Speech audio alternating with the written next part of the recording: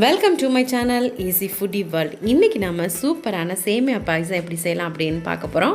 இதில் நான் ஒரு இன்க்ரீடியண்ட் எக்ஸ்ட்ராவாக ஆட் பண்ண போகிறேன். அதுதான் இந்த பாயசத்துக்கு ரொம்ப டேஸ்ட்டு கொடுக்கும். இப்போ ஒரு பேனை ஹீட் பண்ணி அதில் 2 டீஸ்பூன் அளவுக்கு நெய் சேர்த்துருந்தேன். இந்த கப் அளவுக்கு நான் இதில் ஜவ்வரிசி சேர்த்துருக்கேன். இந்த ஜவ்வரிசியை நம்ம ஒரு 2-3 மினிட்ஸ் நல்லா ரோஸ்ட் பண்ணி எடுத்துக்கலாம். நீங்கள் லோ ஃப்ளேம் யூஸ் பண்ணிக்கோங்க. இப்போது நான் அந்த நெய்யில் நல்லா ரோஸ்ட் ஆகுது. இது நல்லா குக் ஆகிடுச்சு அப்படின்னு எப்படி தெரியும் அப்படின்னா, அப்படியே பொரிஞ்சு ஒயிட் கலராக வர்றதை வச்சே நம்ம குக் ஆகிடுச்சு அப்படிங்கிறத தெரிஞ்சுக்கலாம். இப்போது இந்த மாதிரி நல்லா குக் ஆக ஆரம்பிச்சிருக்கு, அதாவது பொரிய ஆரம்பிச்சிருக்கு. இப்போ கலர்ஸ் எல்லாமே நல்லா சேஞ்ச் ஆகி நல்லா ஒயிட் கலரில் வந்துச்சு. இந்த ஸ்டேஜில் நம்ம ஃப்ளேமை ஆஃப் பண்ணி இதை ஒரு பவுலில் ட்ரான்ஸ்ஃபர் பண்ணிடலாம். இது எதுக்காக நம்ம வறுக்கிறோம் அப்படின்னா, சீக்கிரமாக குக் ஆகிறதுக்காக. என்னோடய சேனலை ஃபஸ்ட் டைமாக பார்க்குறீங்கன்னா மறக்காமல் சப்ஸ்கிரைப் பண்ணிடுங்க. கூடவே பக்கத்தில் இருக்கிற பெல் ஐக்கானை கிளிக் பண்ணி ஆலை ப்ரெஸ் பண்ணுங்கள். அப்போ தான் நான் போடுற வீடியோஸ் உங்களுக்கு நோட்டிஃபிகேஷனாக வரும். அடுத்ததாக ஒரு பேனில் 1 டீஸ்பூன் அளவுக்கு நெய் சேர்த்துக்கோங்க.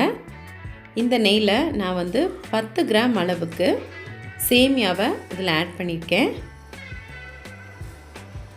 இப்போ எல்லா சேமியாவும் நம்ம ஆட் பண்ணியாச்சு.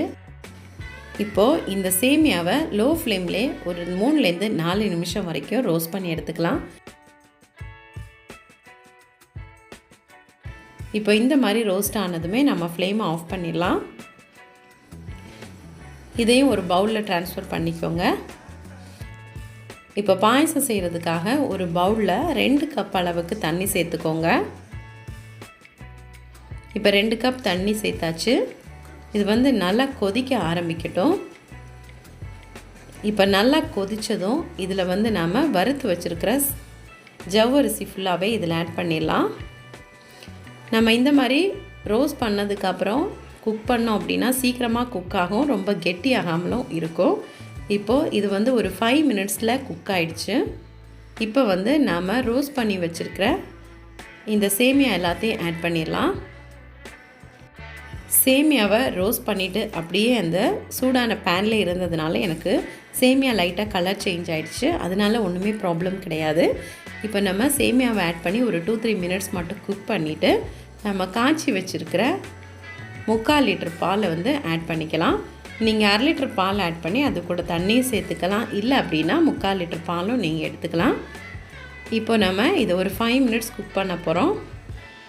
ஜவ்வரிசி வேக வைக்கும்போது நல்லா மிக்ஸ் பண்ணி விட்டுட்டே இருங்க, இல்லை அப்படின்னா ஒட்டி பிடிச்சிக்கும். இப்போது ஒரு 5 மினிட்ஸ்க்கு மேலே குக் பண்ணிட்டோம். இந்த ஸ்டேஜில் நாம் சுகர் ஆட் பண்ண போகிறோம். சுகர் அளவு பார்த்துக்கோங்க.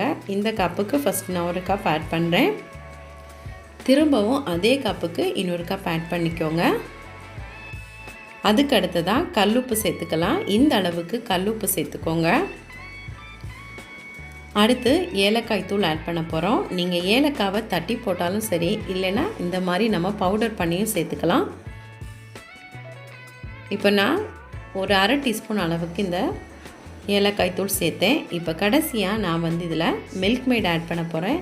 இந்த மில்க் மேட் தான் நாம் கொஞ்சம் டேஸ்ட் கொடுக்கறதுக்காக ஆட் பண்ணோம். இதில் நான் முக்கியமான இன்க்ரீடியன்ட் அப்படின்னு சொன்னதே இந்த மில்க் மேட் தான். இந்த மில்க் மேடை நம்ம ஆட் பண்ணுறதுனால அந்த பாயசம் அவ்வளோ ஒரு டேஸ்ட்டாக இருக்கும். கண்டிப்பாக எல்லாருமே ட்ரை பண்ணி பாருங்கள்.